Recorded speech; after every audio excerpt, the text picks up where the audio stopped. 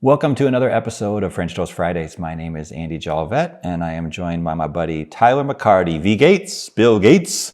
Good morning. We got up extra early today to do our conversation, but we are excited to be here. The three of us are friends who each have a business that allows us to do meaningful work in the world, and this podcast was born during a conversation right here at Tyler's house. It was all about the people that we know who are living great stories, and they deserve to be shared. And Tyler had actually made us French toast that morning. It was a Friday. Well, it's a Friday. It was a beautiful day. And we're going to make some French toast yet today pretty soon. And we're excited because the people over at Anderson's Maple Syrup, Just up the road from us. they dropped off some maple syrup that we're going to be using today. So thank you, Anderson's. Whether you, our listeners and viewers, are tuning in from your commute or on the treadmill, maybe you're just taking a moment to unwind, we want to remind you that life is best when it's simple and sincere with plenty Of Anderson's maple syrup. of syrup. So our guest for this conversation is Nick Tasler. Before we talk to Nick, we want to thank you for listening. If you enjoy this conversation, feel free to subscribe, leave a review of the show. With that, Let's do it. let's just talk to Nick.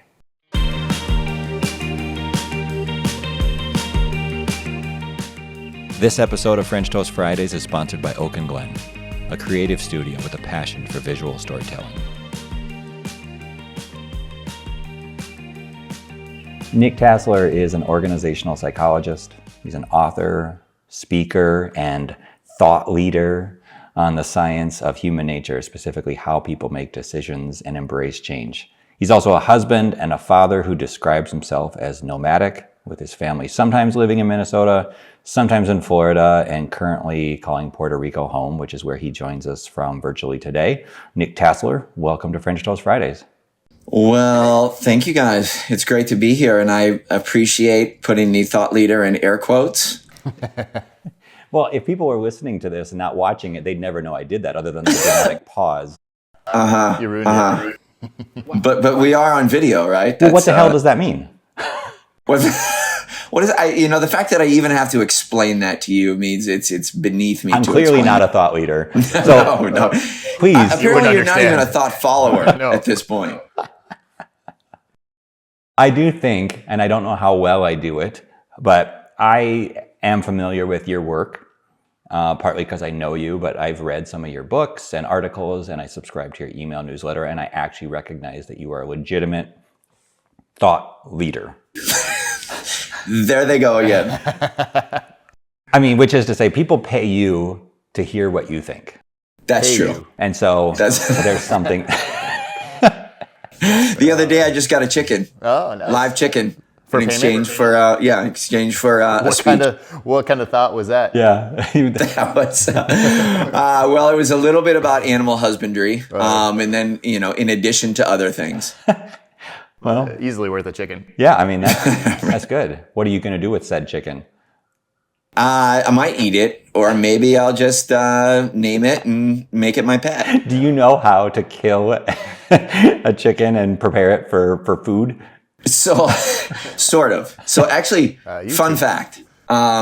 So, as we were talking about before, times before, I grew up in Iowa, and we had at different times lived on a farm with pigs, lived on a farm with chickens.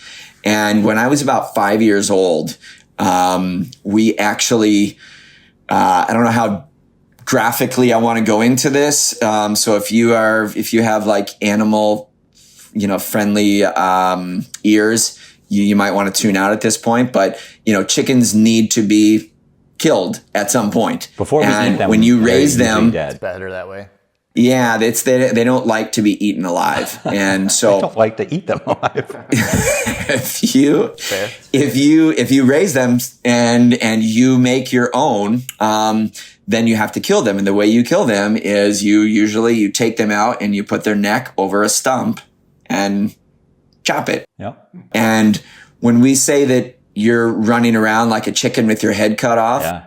that really happens. I did not know. That is not just an expression. Yep. They actually run around for about 10 seconds before they fall over. My mom is traumatized by an experience of that. She didn't even do the chopping She did not do that, but the running Just around watching as a it, little girl, right? she'll still. Yeah, no, yeah, exactly. I was like terrifying. 5 years old, and I'm watching my dad do That'll that, stick and with I'm you. just like, That'll stick with you. Every part of that story. Your dad chopping a chicken's head off, and then the chicken running around.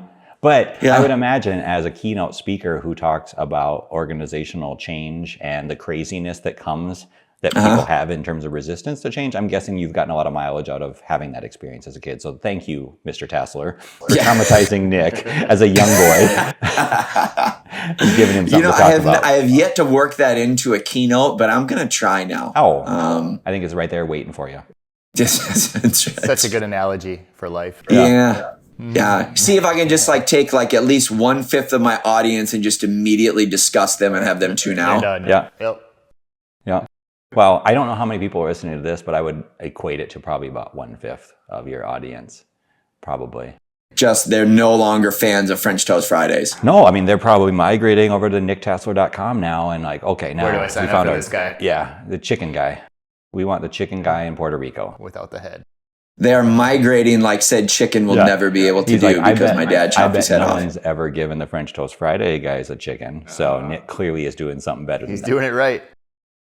Well, you're in the wrong place. It doesn't happen in Minnesota. You got to come to Puerto Rico. That's true. That's true.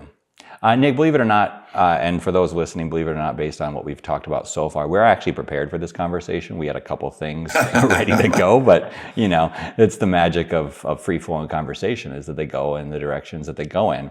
But this is actually going to somewhat stay on the theme we've been on because you told a story about when you were a little kid.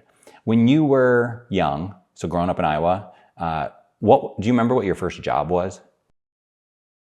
I do. Actually, well, okay. So like job for my outside of my family, Probably. like not for allowance. you know, I mean, like my first job that I ever got paid for was like probably mowing the lawn for my parents, right? But you mean like a first job that was paid for by someone not related to me? Yeah, let's go with that. Yeah. Okay. Yes, it was walking beans. Huh? What does that mean? Do you know what that means? Was Beans the dog? Beans was the chicken. Oh. Without the head. I walked Beans. Hard right to put a over leash that on a stump. neck that doesn't have a head.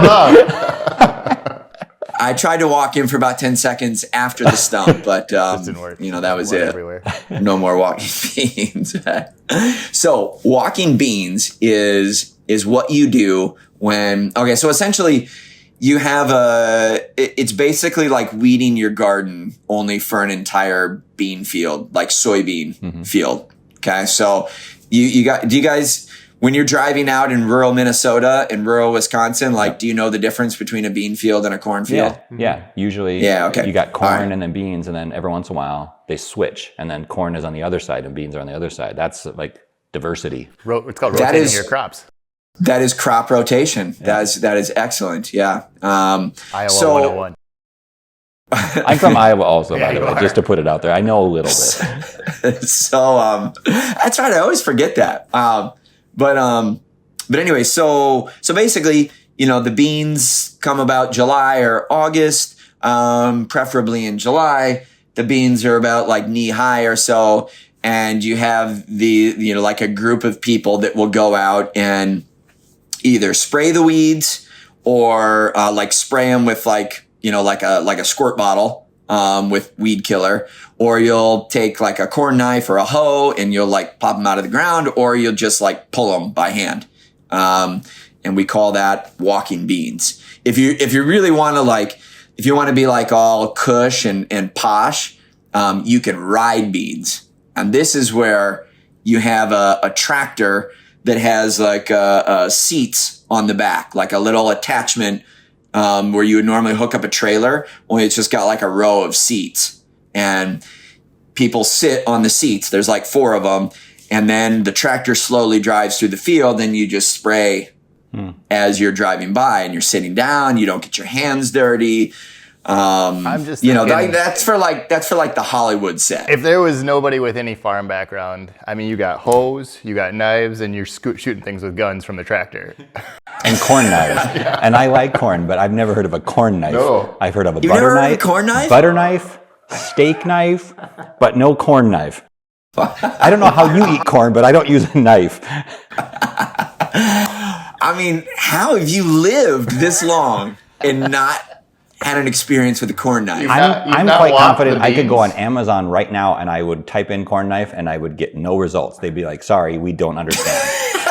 Well, so it's basically like a sickle, like on the Russian flag. Have to take me a little further. You know the Soviet Union flag? Yes. Okay. Do you remember that? Yeah. And there's a picture of a sickle and something else, a hammer, I think it is. The Grim Reaper's holding it. I'm with you now.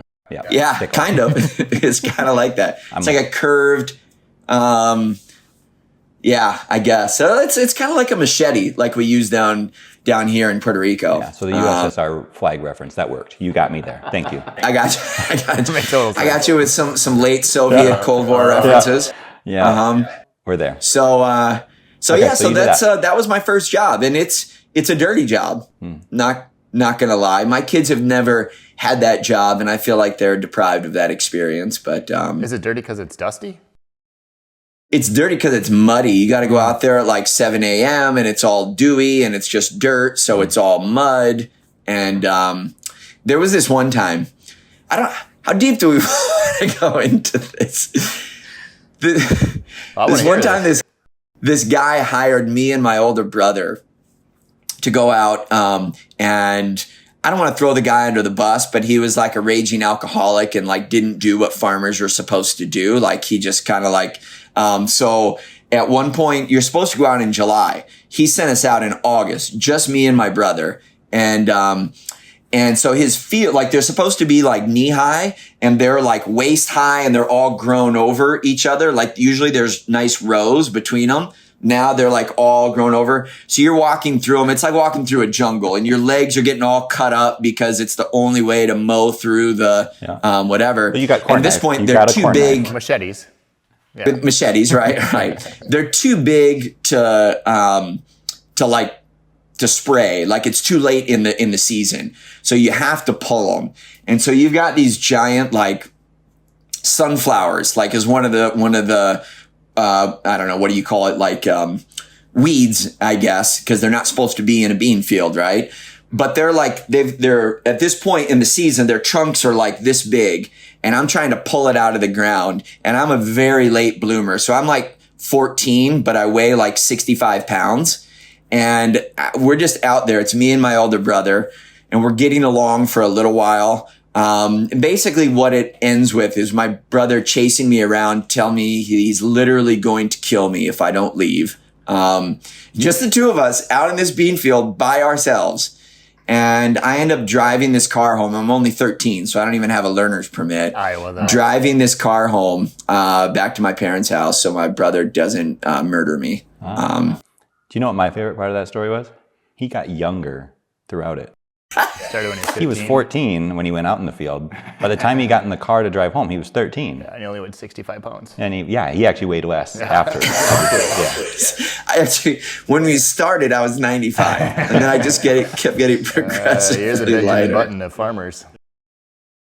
So let's Benjamin Button in the span of 2 days. You may have already answered this next question a couple different ways, but maybe it's even younger than 13 or 14 or whatever else. But what was little Nick afraid of? What was like a great fear for you as a little boy? His brother. Tyler nailed one of it there. Yeah, right there. That was maybe it. What else was I afraid of? Boy, we're really just diving in deep. Lay down on the couch and just start talking about the stories of the trauma. I didn't feel like this was going to go this direction, this podcast, I'll be honest with you. Yeah, we haven't talked about French toast yet.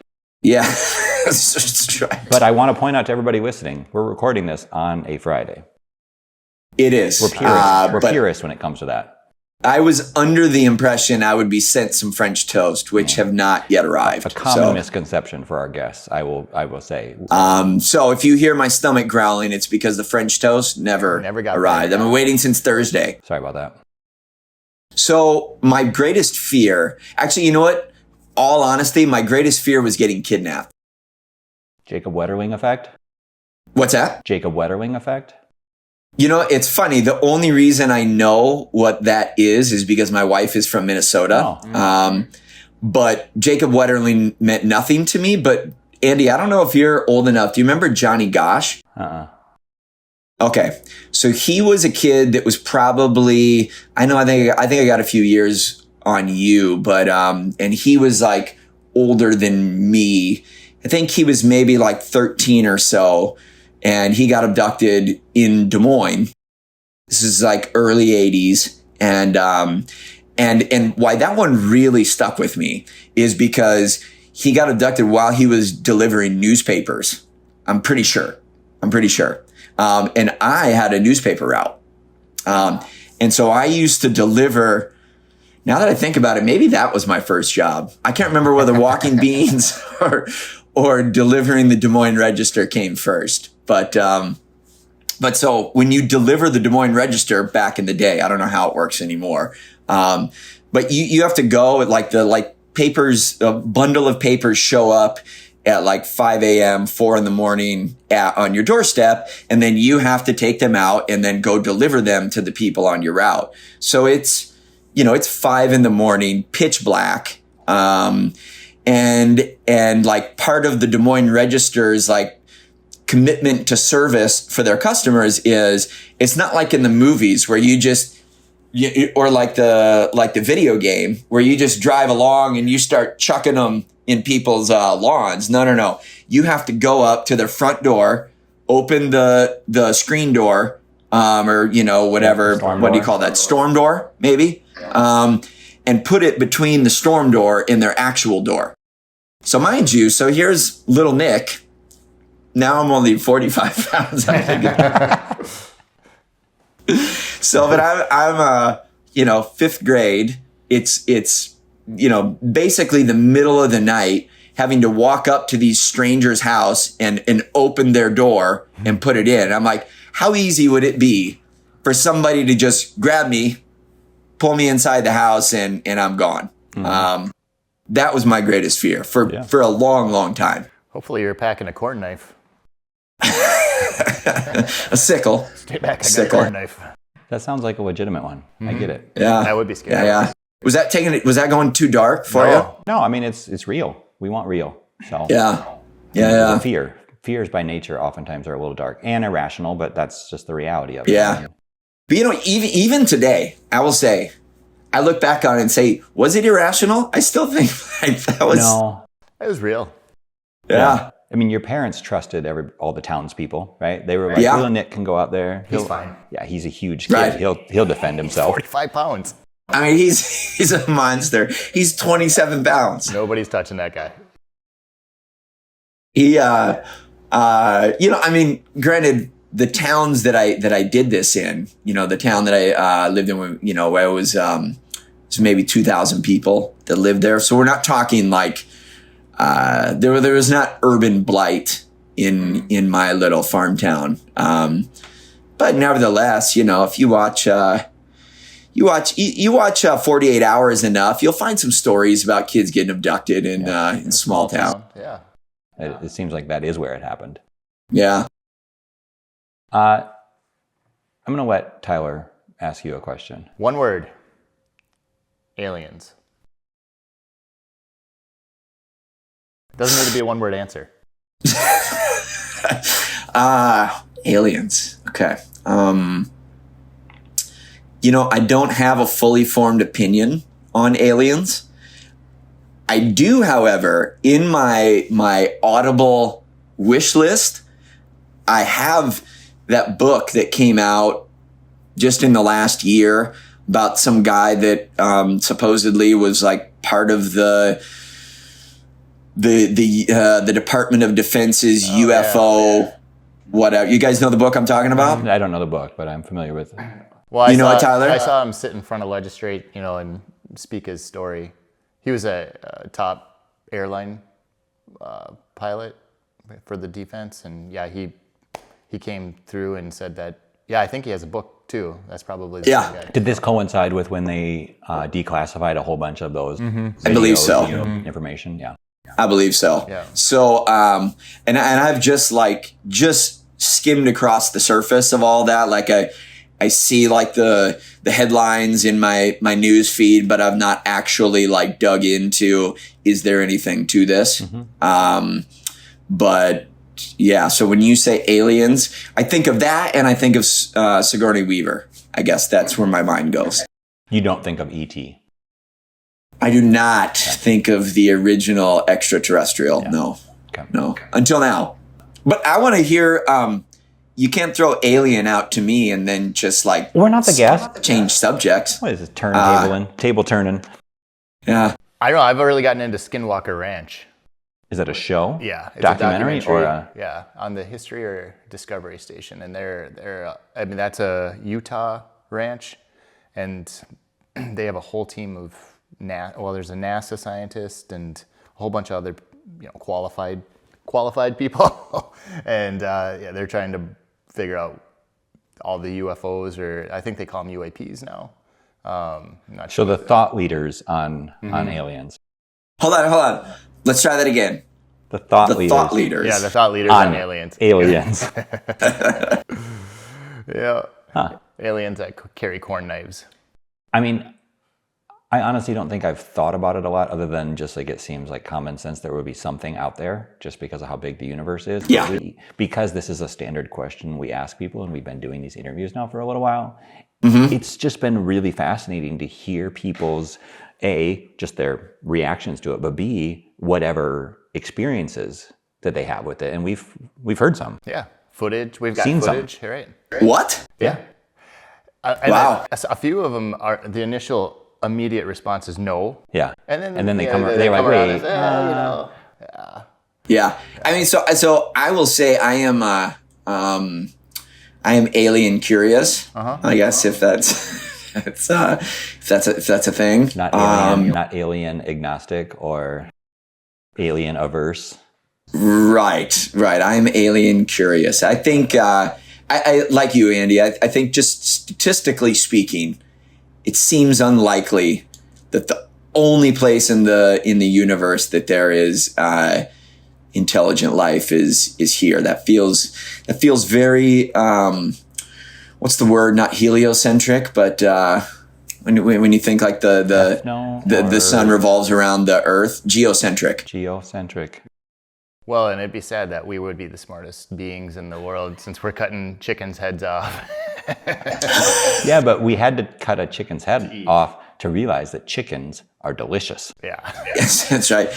If you guys don't mind, I'd appreciate if you didn't talk about beans. Yeah. It's still a little that's a sore subject for a me. bit traumatic. Okay, we're gonna move away from aliens unless there's more you wanted to share.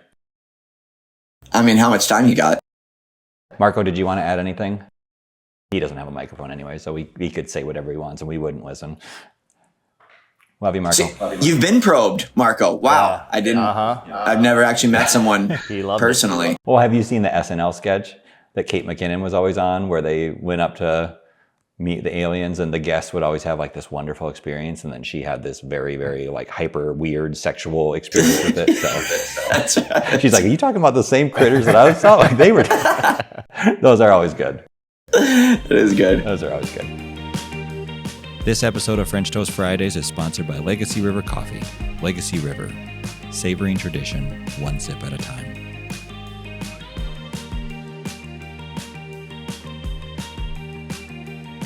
Okay, more serious. I mean, I don't know your like parents' family, but I know your wife Allison. I've met your kids. I know the kind of communities that you've been part of, at least when you lived in Minnesota. Like you're a well-grounded human from Iowa, So like, yeah, you're from more grounded than from. You're from Minnesota, the heartland, and I'm just going to stereotype, but like kind of the wholesome values of that part of the country and just who I know you to be. But so I'm guessing that these people exist, but I've never actually heard you talk about them. So other than your parents, who are one or two of the first people that you remember believing in you, who therefore helped you believe in yourself? It's funny you mentioned that. Probably the first thing that came to my mind. Actually, I think of a couple. Really, pretty much everyone whose paths crossed with mine believed I was awesome. So I think it's hard hard to narrow it down. I should have seen that coming. But that's just my aw shucks, Midwestern roots. Super humble. Super humble. Many of them have said you're the most humble person I've ever We don't know anybody like you. That's right. So I would say, so one was my social studies teacher in like 7th grade. Throw out his name, his or her name. Mr. Stoll. Shout out, Mr. Stoll. Shout out, Mr. Stoll. I don't know where he is today. He's What's walking beans. that? He's walking beans. He's walking beans. Beans passed. Hopefully not this way. You should have done that in July. Boy, his legs are pretty tore up at this point. So, yeah. So, it was, so I had just moved schools and he made like, I don't know, sort of a benign statement, but, I don't know, whatever. He said like at the end, he had me in social studies for like half a semester or something like that. Or maybe it was the whole year. I can't remember now, but I just recently moved, started a new school, whatever. And he told me that like after the year was over, last class or whatever, and we could turn in an extra credit assignment if we wanted to. And I did, even though I had like 100% already. I really liked the class. And he told me that you're the best social studies student I've ever had. Now, for all I know, he told that to like everybody, right? Every year. But he told me, and I was like, oh, that's pretty cool. I think I'm good at this. It's nice to have that validation, So that has obviously stuck with me 30 years later. And then another one was a wrestling coach that I had for club wrestling. And this was like 8th grade. So I was joking sort of about like how small I was, but I actually was like I had a growth hormone deficiency. Like I had to take shots. I was like super, super little. Sorry we laughed at you earlier. What's that? I apologize for our jokes earlier. Yeah. We can edit that out though, right? Me laughing at it. No. I want all your listeners to hear what kind of people you really are. So I really was like, so I actually, because I wrestled, I actually know what my weight was. And so in 8th grade, I was, when I went to like the AAU state tournament, I was in the 70-pound weight class, and I was 67, but 70 was as low as it went. So that had to be like what my weight class was. So you guys probably don't know how much you weighed, but the average, like that was probably, you hit that at like 2nd or 3rd grade. And that's what I was at 8th grade. When I started high school, so between my freshman and sophomore year of high school, so the normal wrestling season is in the winter, and then you do freestyle and Greco-Roman wrestling in the spring and summer if you want to. And I did, in part because for that, like the lowest weight class in high school wrestling, now it's even higher. Back then it was 103 pounds. And the lowest weight class for the freestyle and Greco in the summer was 83.5 pounds. And I was 78 pounds. So after my freshman year of high school, I wrestled the 83.5 pound weight class. But anyway, so needless to say, I'm very, very small. And and there's not hardly anybody else my size in my age. And so anyway, but I had this guy that I started training with, Mike Ryle is his name. He's from Fort Dodge. I was born in Fort Dodge, just so you know. Everybody wondered, so I just figured I'd tell them.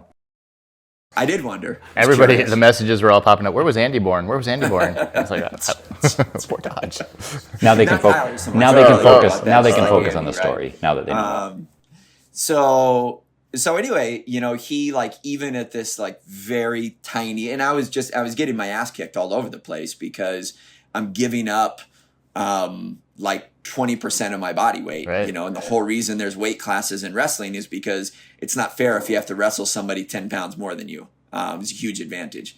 And So anyway, but he like kind of took me under his wing and kind of became this like surrogate summer father. And anyway, and it took like a few years before it really started like paying off. And, but anyway, that's a really long way to answer the question, who else believed in me? But, So is Dan Gable a hero?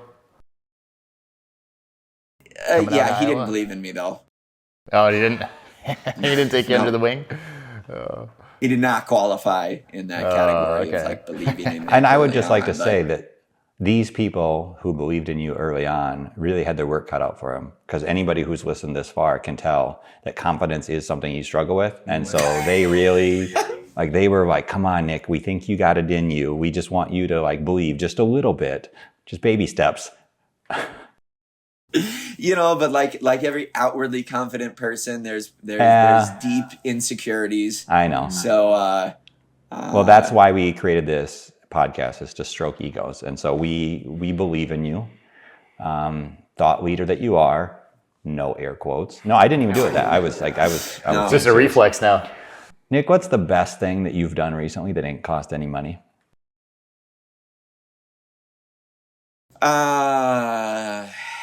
He got his ego stroked by you for free. Yeah, I did. Yeah. That's true. I'll send you an invoice. Still waiting for the French toast. Yeah, it's so coming. Maybe you can send them together. You do live in Puerto Rico, so. So you want to send it in like an oven pack? Like the kind you put pizzas in. Yeah. The best thing I've done for free, I can think of a lot of things actually. Yesterday I went surfing. One of the things I love about it is that it's 100% free. After you buy a surfboard, I guess. And move to Puerto Rico. And move to Puerto Rico. And buy a house. That's right. Kind of free. Other than that, it's 38% free. You know, the other thing is, and I can say this was free because it wasn't a tournament. Watching my son play volleyball yesterday. That was free. So it's just a school game, so you didn't have to pay admission to get in. That was free. Minus the small fortune you have to invest in clubs and everything else. But that particular event was a lot of disclaimers on his examples. Well, you're making me think, like, what do I do that's actually free? Anything free? Yeah, what is free? Free your mind, the rest will follow. It's a very meta, postmodern type question. We're probably done in that vein now. I want to give, I've been hogging all the question time. I want to give Tyler a chance to ask, because you talked about wrestling. Tyler was a wrestler. Just go. I want to more hear, like, why are you in Puerto Rico? Yeah.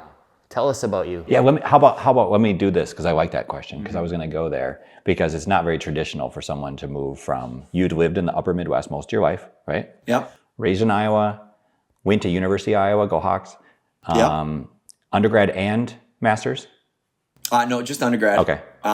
Then moved to Chicago for my first job. Okay.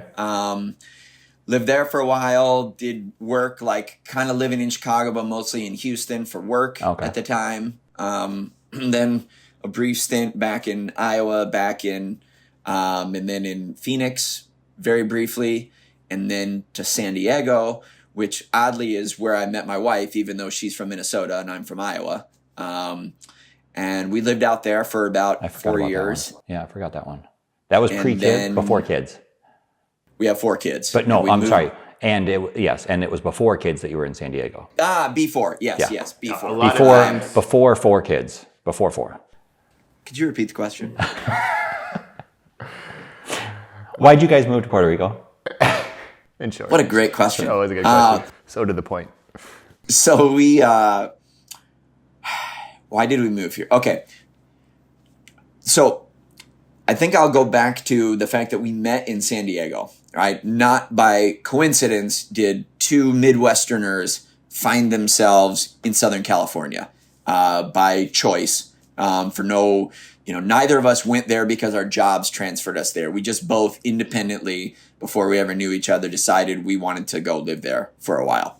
And so that it says something, I think, about our personalities and like our preferences, and which is that we like warm weather, we like beach, and we like to travel. We're not afraid to go someplace new and different, and we actually like get a kick out of that. And you don't like winter. And we do not like winter. Do not like winter. Yeah. So we met out there. We stayed out there, and then we moved back to be close to family.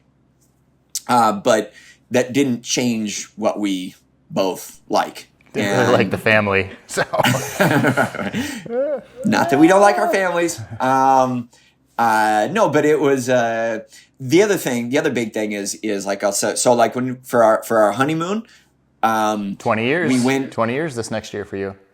What's that? This will be 20 years coming up. You're next right. year. It will be 20. Yeah. We'll be 20. That's right. Actually, they have the kind of marriage that the longer you're together, it actually becomes less and less time. It's like his weight. Like his weight? Yeah. For our listeners, basically Nick is Benjamin Button and everything. I am. And my marriage is Benjamin Button also? I don't know. Maybe. Could be the sitcom How I Met Your Mother. Anyway, I digress. I'm going to let that one go. How I Inseminated Your Mother. Yeah. How I Benjamin Button.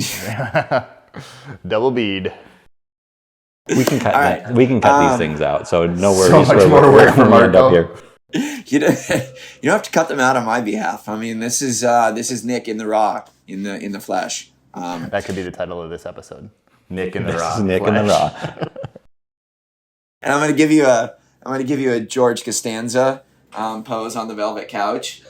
So you can make that like the picture, the main shot, yeah. So.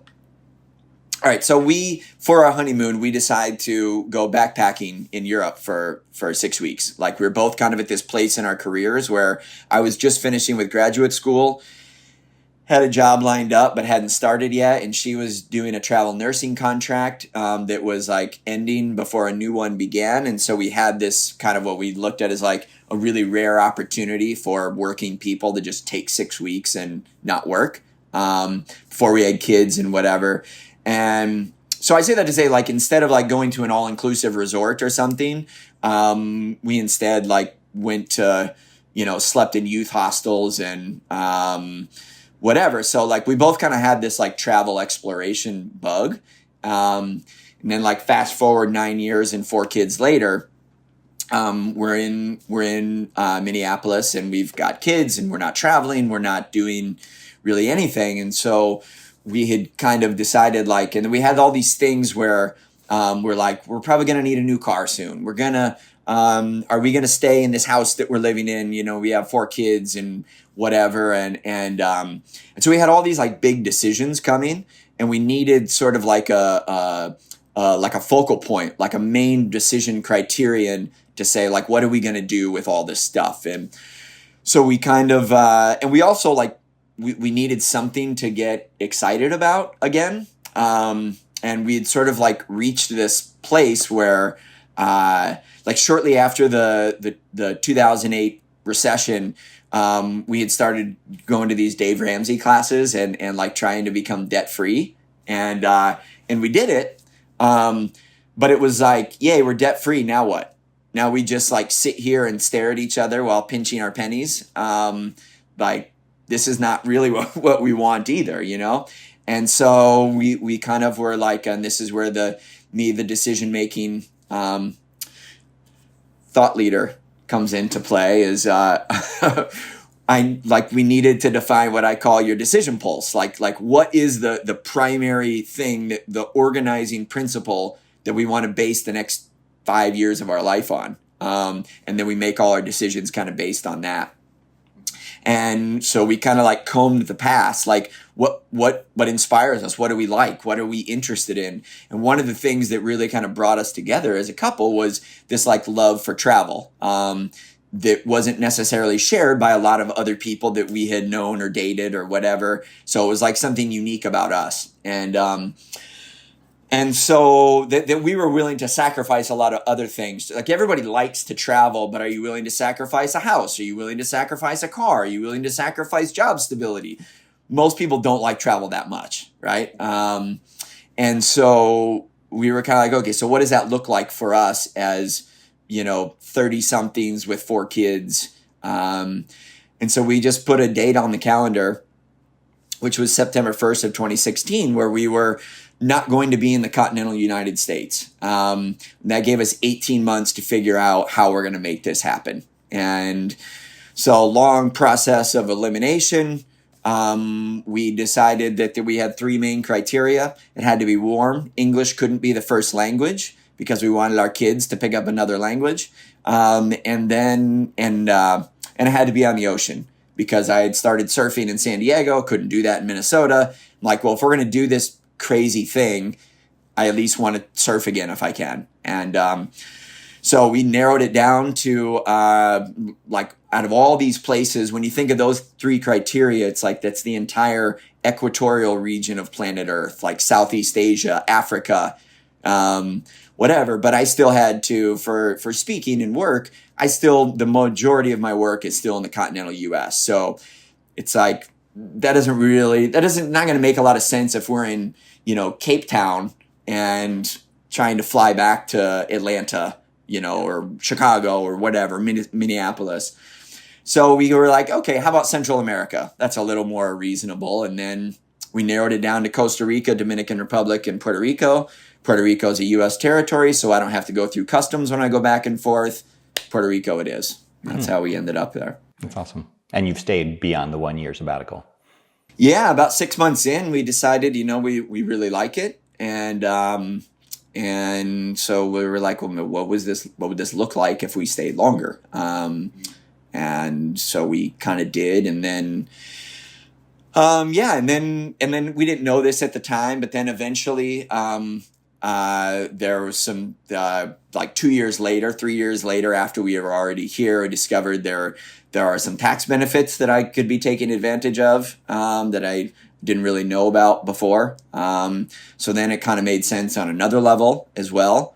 And so here we are. And you can hold residency there? Do you have to leave the country every so often? Well, but it's part of the U.S. So that's the thing. That's what's unique about Puerto Rico is it's a U.S. territory. So like Puerto Ricans, when they're born, they're U.S. citizens. So this is, aside from the fact that that Puerto Ricans can't vote for the president, they basically have all the rights of someone from Minnesota. So it's not really, or Wisconsin. Yeah. Yeah. I mean, not the same as people from Iowa because they have like super rights. But no rights. I know you need to get going. One thing that's important to us that we make sure every guest has the opportunity to do is we had told you ahead of time that as a thank you for anybody who takes the time to be a guest, and we do appreciate it. Thanks for making the time to chat with us. But we ask them to share with our listeners an organization that they believe in. And then as a thank you for them being on the show, we'll make a donation for that and then share the information on our website. So what is the nonprofit organization that you would want to give a shout out to? Yeah, so there's actually a group here. It's called Love for Satos. And Satos are, I will say the Spanish word. I'm not even sure if it's like outside of Puerto Rico. I'll say it's the Puerto Rican word for mutts, like stray dogs. Spell what you're saying. How do you spell Satos? Sato. Okay. And then the plural, add an S. Yeah. Okay. Satos, right? And anyway, so there's a lot of it's a pretty big problem here. Like the movement to get your pets spayed and neutered is like not really taken hold here yet. Could you implement the Iowa chicken situation? I don't think I would want to. Okay. Yeah. Beans would not appreciate that. So anyway, we adopted this beautiful black lab, or not adopted. We did foster in June for this dog, and I grew up with dogs. My kids had never had a dog before, but it like kind of captured my heart. And but we can't really adopt it because one of my sons is allergic to dogs. And so anyway, but I like this organization. So they'll like go to abandoned places and take in these puppies and try and find homes for them, usually in the States. I don't know. I just think it's cool. I think like if you're going to adopt it, if you're going to get a dog, and right now I'm going to be stepping on all kinds of toes. Mm-hmm. I think he does all over before you already. go spend thousands of dollars on a dog, like there's these beautiful dogs that are for free. You can go have. The designer dog industry is really going to come after you, though. Their associations are like, no, don't do that. Buy our overpriced dogs. Right. That's right. Have you had the dog on the front of the surfboard yet? I have not. Well, because I don't have him. This is no longer part of your family. I was able to have him for like 4 weeks, but I'll say can I do another little pitch for the Satos? The other thing is, I have a lot of friends that have purebred dogs, and they're very fragile. They're very fickle. They get diseases easily. You have to like do lots of, and that's probably not all of them, but if you get a Sato, a mutt, I mean, they'll eat anything. They're like zero maintenance, and like they're healthy. Shout out to Satos. Yeah. Okay, well, love for Satos. If you care about dogs, especially dogs in Puerto Rico, we'll put some. But you don't have. You about can that. make it a dog for your home in your state. Okay. That's the whole point. They try and find homes outside of Puerto Rico. Oh, okay. Wow, then it's all of a sudden a fancy dog. We got a dog from Puerto Rico. It's an exotic Puerto dog. Rican dad. You want Puerto Rican rum? You want Puerto Rican dogs? It's a dog that barks in Spanish. Oh, what does that sound like? I can't really do it justice. Is an English onomatopoeia, right? So like, there's probably a Spanish wee wee woo. No, yeah, actually, it's funny you mentioned that. That's 100% true. Like, dogs here don't bark. I'm gonna have to ask my friends here, and they don't do roof. Yeah.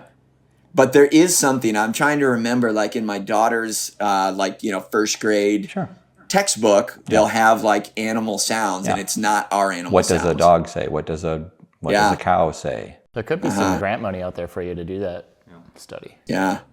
What does the fox say? Oh. That's a good question. And who let the dogs out? I mean, these are the questions that people want to know. Who? I don't know. Well, we know you have a new book coming out. Previous books, you could check out Decision Pulse and Impulse Factor, which we're on decision making. Domino is on inspiring change. Ricochet was on handling change. And now your year of wonders, embracing change, grow faster with Win bigger. Win bigger, Win not bigger. with bigger. Win bigger. It comes can out be with bigger. I believe it comes out in November. Correct. November 19th. Okay. So get them while they're hot. Yes. Oh, okay. And nicktasler.com would have all the information for that, I assume? Yes, it will. And it'll be on Amazon and all the places, local bookstores, wherever. Any place you like to buy books. I can't guarantee local bookstores. That is a crapshoot these days. So, your favorite online retailer. I heard that if a person goes to their local bookstore and it's not there, and they send you a message, then you send them a message, or they send you a message, then you'll send them a book for free if they can't find it. Is that true? I don't know. That's news to me. Okay. I do know, like, if you go to Barnes & Noble or something, yes, you can say, I want this book, and they will get it for you. But you won't give it to them then? They'll still have to pay someone. Will I personally mail that book to them? Probably not. Okay. I don't think they'll ask me. It'd be a good model. Because it all goes through, the publisher goes through a distributor, and the distributor is who they will He's big ask. timing us What now. a mess. He's big timing us. What a mess. I have a publisher. I want to go directly to I have Nick. an editor and a publisher and an agent. You can't catch me. Yeah, but Puerto Rican income tax sounds like it's a good deal. I'm bobbing and weaving those income taxes. Yeah. Mm-hmm. Well, Nick, thanks for being on the show. Appreciate all the work that you do in the world and just the life that you're living. Keep surfing. Keep raising those kids to know other languages and to value travel and experience over things. And, at some point, maybe you guys come back to Minnesota and we'll hang out. I think that would be phenomenal. I miss you. Yeah. Yeah, I always enjoy our talk. So thanks for doing this one publicly. This is nice. Yeah, my pleasure. My pleasure. So it's great conversation, guys. Yeah. Thank you. I appreciate it. Yeah. Tell your chicken we say hello. Why do you got to go there? Yeah, so dark. It always comes back to beans, doesn't it? Circle of life. Well, thanks, Nick. Thank you, guys. Yeah. All right, take care. This episode of French Toast Fridays is sponsored by Align Coaching, guidance to live in alignment with your purpose and values. What's up, Toasties? Thank you so much for listening. If you'd like to learn more about today's guest or anything we talked about, visit the show page on FrenchToastFridays.com. We believe that a lot of people have great stories that are worth telling, and we plan on continuing to do this. So if you know someone who would be a great guest, or if you want to be a sponsor on the show, please send us a note at FrenchToastPod@gmail.com. And always remember, life is best when it's simple and sincere with plenty of syrup.